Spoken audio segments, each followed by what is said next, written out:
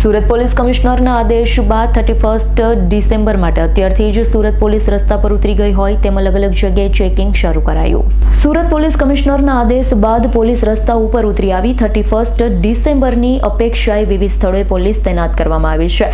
સુરતના deputy police commissioner નિધિ Thakor team સાથે વિસ્તારમાં તપાસમાં નીકળ્યા તો સુરત એસઓજી પોલીસ પણ તપાસમાં જોડાઈ। શકમંદોની ઓળખ કરવા માટે બ્રેથ એનાલાઇઝરનો ઉપયોગ કરવામાં આવી રહ્યો। ડ્રગ્સનો ઉપયોગ કરનારાઓને ઓળખવા માટે મોબાઈલ ફોરેન્સિક વાન પણ તૈનાત કરવામાં આવે।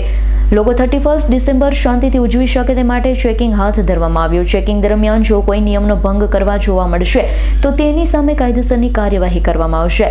જો કોઈ નશાના વાહન ચલાવતો અથવા ખલેલ પહોંચાડતો જોવા મળશે તો તેની સામે પણ કડક કાર્યવાહી કરવામાં આવશે।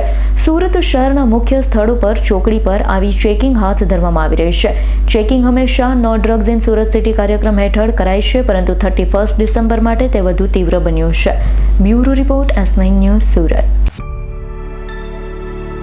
અમારી તમામ માહિતીથી અપડેટ રહેવા માટે જોડાયેલા રહો S9 ન્યૂઝ સાથે।